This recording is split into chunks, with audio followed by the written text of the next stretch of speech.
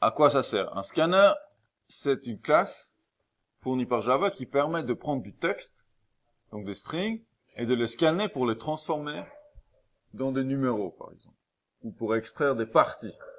Donc vous avez ici un exemple d'un scanner. Je vais vous le mettre en grand. Vous avez ici donc un exemple, donc c'est un fichier juste de démo, on a notre méthode principale, le main. Et puis dedans, ce qu'on a fait, c'est créer un nouveau scanner en lui fournissant une chaîne de caractères en tant que source en argument. Pour utiliser scanner, il faut pas oublier l'import, Java Util Scanner. Donc ça, c'est juste un truc qu'il faut absolument coller au début de votre fichier pour que ça marche. Et là, qu'est-ce qu'il fait? Il va parcourir cette chaîne de caractères et nous afficher chaque morceau individuel. Donc il va appeler char, b, tc, qwl et dx. Je vous montre juste l'effet que ça donne.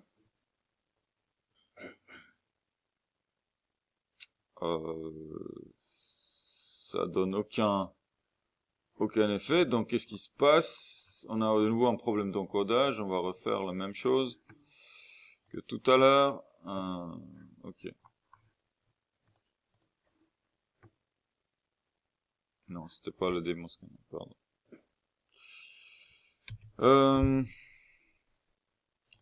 C'est le démo scanner 1 qu'on voulait voir. Donc, je le relance, excusez-moi. Donc là, on voit char, b, tc, qwl. On voit toutes les parties individuelles, chacun sur une ligne. Donc, comment ça se passe? On a ici une nouvelle variable scanner, enfin, qu'on appelle sc. Le nom de la variable, c'est sc. Son type, c'est scanner. Qu'est-ce qu'elle contient? Qu'est-ce qu'on affecte à cette variable? Une nouvelle instance de scanner. Donc, on utilise le constructeur ici. Constructeur de scanner, on fait new, le nom du constructeur, avec en paramètre une chaîne de caractères qu'on va essayer de lire. Ensuite, on va faire une boucle avec while. C'est plus pratique que le for parce que, a priori, on ne sait pas combien de fois on va boucler parce qu'on ne sait pas combien d'éléments il y aura dans notre chaîne de caractères. Ici, on peut le savoir puisqu'on vient de le taper en dur, mais si c'est par exemple une chaîne de caractères qui vient d'une base de données ou sur d'un site web ou d'un utilisateur, on peut pas le savoir. Donc pour ça, on fait une boucle while, et puis ici, on appelle la méthode hasNext, et c'est une méthode qui retourne true tant qu'il y a encore quelque chose à lire. Et quand il n'y a plus rien à lire, quand on est arrivé au bout de ce qu'on est en train de lire, bah il va retourner faux, et puis du coup on s'arrête. Et après, bon là, on fait un system out, println de quoi? De sc.next. Ça veut dire il va prendre le prochain morceau. Et par défaut, si vous faites rien de spécial, les parties ou les morceaux individuels sont séparés par des espaces. Des espaces ou des retours à la ligne ou des tabulations, par ce qu'on appelle du white space. Ça sépare les morceaux par défaut. Donc ici, par exemple, si j'enlève l'espace ici, bah il va coller le mot en une seule fois. Oui, Richard?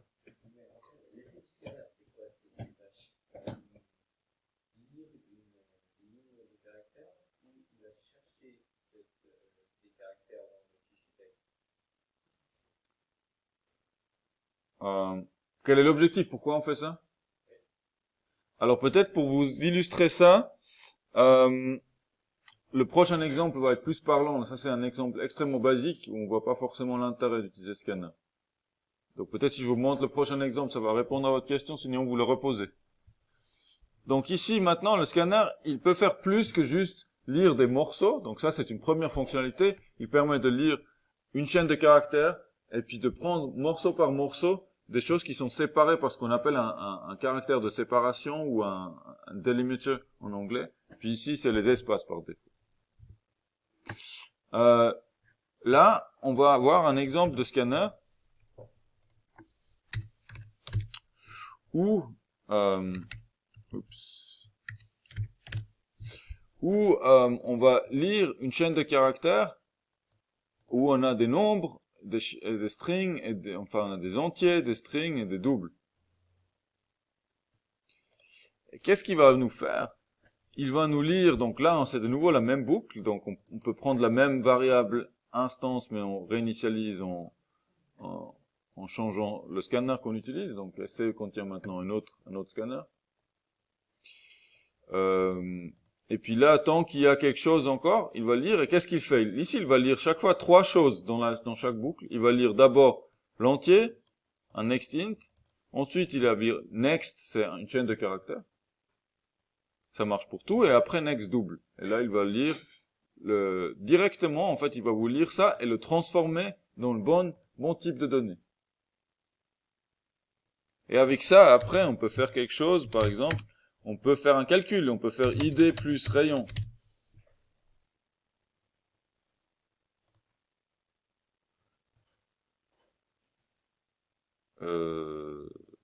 D'accord. Ok. Intéressant. Donc ça, c'est une des erreurs ou l'erreur que vous allez voir le plus souvent. Ça veut dire quoi? Input mismatch exception. Ça veut dire qu'il s'est attendu à trouver un certain type d'input et ça correspond pas à l'input qu'il a trouvé dans la chaîne de caractères. Donc on va essayer de déboguer ensemble, comme vous allez le faire souvent en travaillant avec le scanner, pourquoi ça ne marche pas. Ça doit être évident, mais là sur le moment je vois pas. Donc on peut voir à quel endroit ça se passe, c'est la ligne 20, donc c'est ici. À un moment donné il essaie de lire un double, mais en fait il nous dit que c'est pas un double. Donc c'est ça que veut dire ce message. Input mismatch, ça veut dire il a essayé de lire un double, et ce qu'il a trouvé comme lecture, c'est pas un double. Alors on va voir pourquoi. On va essayer de voir pourquoi. Parce que là, j'ai l'impression que c'est quand même bien un double. Le premier, c'est un entier, ensuite c'est une chaîne de caractères, ensuite c'est un double. Donc, comme ça, j'ai l'impression que ça devrait marcher. Oui. Float. Ok.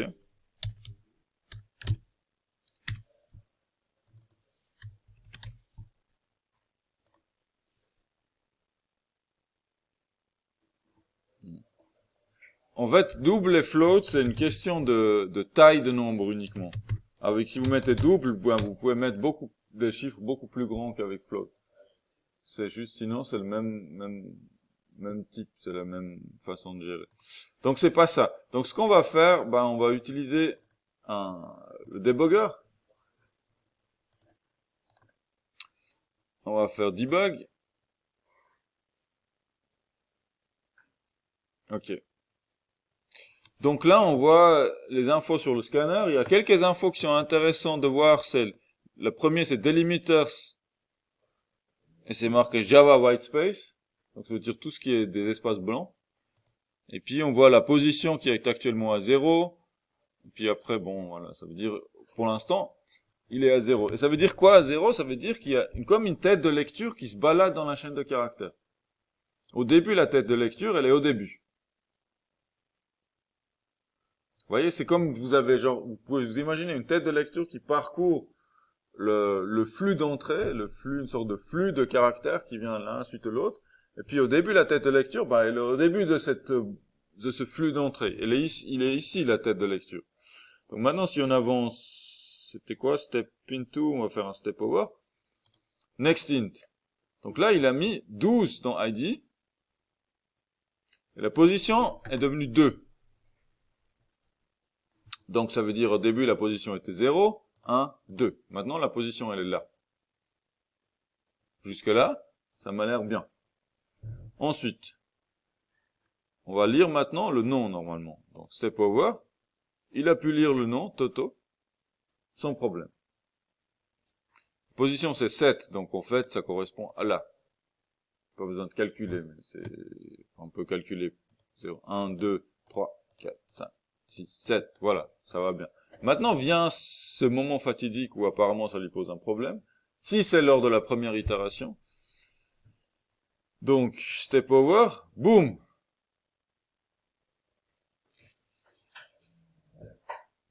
Ah. Donc il dit qu'il n'arrive pas à lire ça, apparemment. Moi, ça me laisse complètement perplexe, puisque c'est un exemple qu'on a utilisé l'année précédente, on a utilisé je ne sais pas combien d'exemples de lecture de double. Donc là, on est dans une vraie situation où je suis, c'est pas une erreur que j'ai fait exprès. Donc je sais pas. Donc une stratégie de résolution de débogage que j'ai, c'est de simplifier au maximum le code pour essayer de mettre le point sur ce qui ne va pas. Donc on va le faire. Et puis quand on dit simplifier, ça veut dire vraiment il faut simplifier radicalement. Donc je vais faire une copie de ça. On le remet en commentaire là, ce qu'on va utiliser tout à l'heure. Et puis simplifier, c'est tout ce qui ne me semble pas être en lien avec le problème, je vais le virer. La boucle, on n'a pas tellement besoin puisqu'on veut juste lire un seul numéro. Donc on va avoir besoin que de ça. Voilà. Ça, à mon avis, c'est pour isoler ce problème-là. Est-ce qu'il arrive à lire 12,5 en tant que double ou pas?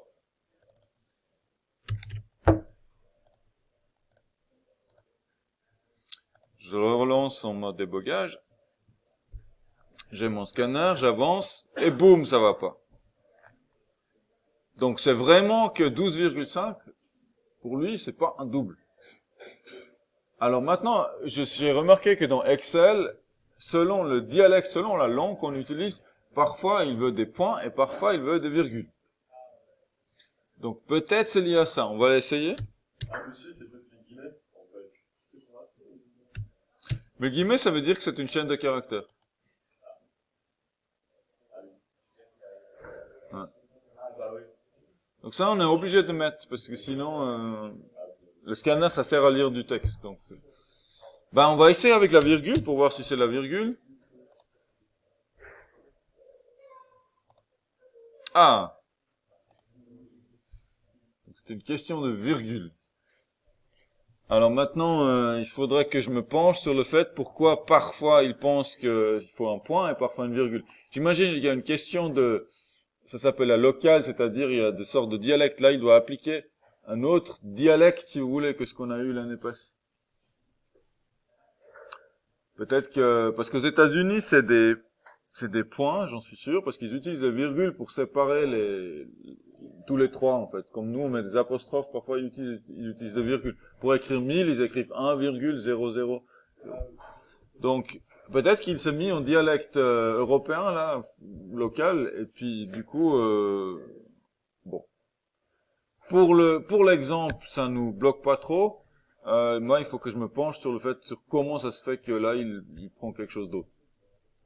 Je sais pas, ça doit être lié à la configuration de l'environnement, etc. Donc, on a résolu notre problème. Donc, la stratégie qu'on a utilisée, c'est d'abord bien mettre le point sur la ligne qui pose problème. Donc, localiser le problème au maximum. Ça, on a fait à l'aide du debugger. C'est la première chose. Quand vous avez une erreur, vous devez localiser l'erreur. Vous devez savoir où, vous devez délimiter la zone de recherche. Où est-ce qu'il faut que je teste? Où est-ce qu'il faut que je regarde plus précisément? Et on a vu que c'était la lecture de 12,5. Et du coup, on a isolé le problème. On a simplifié un maximum tout ce qui est autour pour juste isoler le problème.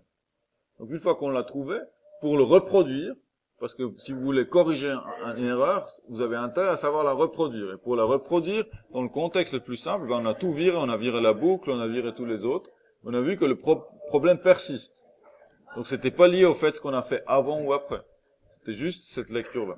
Et du coup, une fois qu'on est sur ce point-là, il y a plus beaucoup de possibilités. Du coup, la virgule, c'est quelque chose qui m'est venu assez facilement à l'esprit.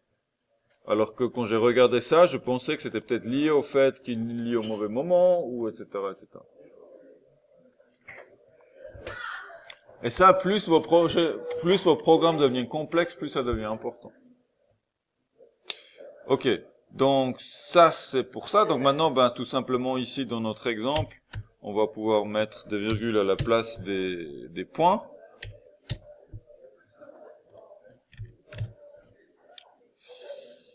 Et puis, j'espère que maintenant, la démo sera plus convaincante. Voilà. Donc là, il a additionné la première fois 12 plus 12,5 et la deuxième fois 78 plus 56.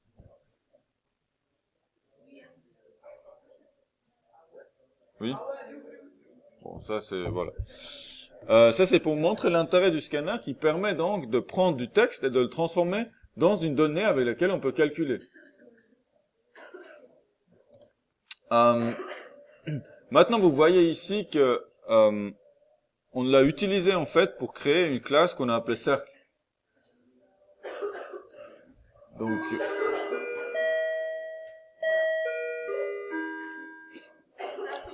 Donc le fichier démo qu'on a fait l'année passée, ils utilisent une classe qu'on avait déjà définie. On peut faire l'exemple, on pourrait le faire avec rectangle aussi. On pourrait rectangle, on peut donner un nom au rectangle, on peut dire ça c'est la longueur et ça c'est la hauteur. C'est ça l'idée. Et puis dire à partir de chaque jeu de données qui correspond donc à un rectangle ou à un cercle, j'aurais dû fermer la porte. Hein. Mais on va créer une nouvelle instance d'objet. Donc on va vite créer une classe cercle. Là je vais aller assez vite. Je vais utiliser tout ce que IntelliJ propose. Donc on devait avoir c'était quoi, un entier ID. On avait un string private, string nom et un double rayon privé aussi.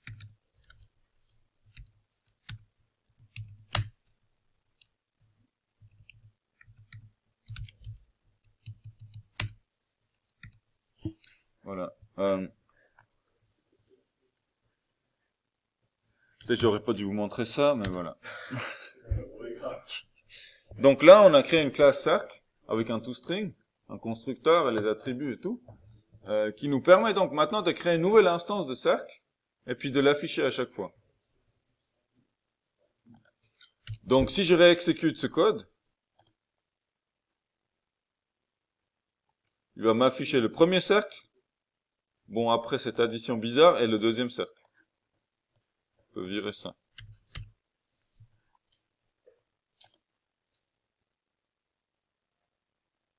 Vous voyez ici, on a transformé une chaîne comme ça dans deux instances d'une classe cercle. Et ça s'approche à ce qu'on fait dans les programmes modernes beaucoup de fois.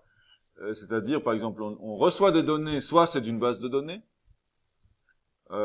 soit c'est un service web. Il y a différents formats de données. Parfois, c'est du format qui ressemble à du texte. Quand c'est des bases de données, c'est une autre histoire. Mais on a souvent cette question qu'à partir de données sources, on va créer des objets pour après pouvoir faire de la programmation orientée objet. Pour pas devoir traiter genre ici, sinon avec Python, on aurait dû faire quoi? On aurait pu peut-être créer des dictionnaires, on aurait pu gérer ça avec des dictionnaires, on aurait pu créer une liste des ID, une liste des noms et une liste des rayons, on aurait pu utiliser des tuples, enfin il y a d'autres façons, ou alors en Python aussi on peut créer des objets. Mais on n'avait pas vu. Mais ici en Java, ce qu'on fait généralement, on prend tout ça, on crée des instances d'objets avec. Ce qu'on fait là, est-ce que à quel point c'est clair? Genre, si vous prenez votre main, vous mettez 0, vous savez même pas de quoi on parle, et 5, c'est tout nickel. Si vous pouvez sur 3, levez la main. 1, 2, 3. Non, je veux dire maintenant. Si vous voulez dire sur 3, c'est pour dire que... Monsieur, Ouais. j'ai une question. On ne crée pas il y a un truc que je comprends pas. Mhm. Que là, je comprends qu'on crée deux instances, mais Mhm. ils n'ont pas le même ID. Et c'est... Ils ont pas le même ID? Ouais, ils ont le même ID. Ah! Alors ID, vous voulez dire le nom de la variable? Ouais. Donc la première instance est supprimée. On la remplace par la deuxième. Je comprends pas. C'est ça que je comprends pas. Alors là, c'est lié à ce qu'on appelle la portée des variables en Java. C'est-à-dire les variables que vous déclarez dans un bloc de code. Donc ici, le bloc, il est délimité par ces accolades. Elles n'existent pas en dehors. Déjà, il y a ça. Donc quand on arrive ici, tout ce qu'on a mis ici, ID, nom, rayon, C, ça n'existe plus. Ensuite, quand c'est dans le corps d'un while, et chaque itération, ce contexte, il est remis à 0. Donc si je mets un breakpoint ici, on aura le même problème pour ID, nom, rayon, etc. Donc si j'avance pas par pas, là il a créé l'ID, mais avant il n'y avait pas. Donc il a dit, tac, on a déclaré le nom. Enfin, ça sert à rien que je vous pointe sur l'écran avec mon doigt, mais là il a mis rayon, et puis maintenant il va créer un C, cercle. Si j'avance plus, on recommence ici, toutes les variables d'avant ont disparu. Parce que on est dans un nouveau contexte, c'est une nouvelle itération, un nouveau contexte. Donc deux choses, une, c'est la portée des variables en Java, elle est délimitée par les blocs. Donc si vous créez quelque chose à l'intérieur d'un bloc, ce n'est pas visible à l'extérieur. Et puis deuxièmement, dans un for ou un while, à chaque itération, au début, ce bloc, le contexte des variables locales, il est remis à 0. Donc c'est pour ça que j'ai pas de conflit ici, et on n'a jamais deux fois le cercle en mémoire avec C. Vous voyez, il le crée, il l'affiche et après il l'oublie. Donc en fait, cette variable C, elle nous sert pas à grand chose. On pourrait très bien faire un refactoring du code, c'est-à-dire réarranger ce code pour enlever la variable C qui sert à rien, en faisant ce qu'on appelle un inline, c'est-à-dire on met en une seule ligne le truc. On peut le faire à la main ou on peut, avec IntelliJ aussi, faire un refactor inline. Voilà. Donc il a enlevé la variable et il l'a mis directement là à l'intérieur.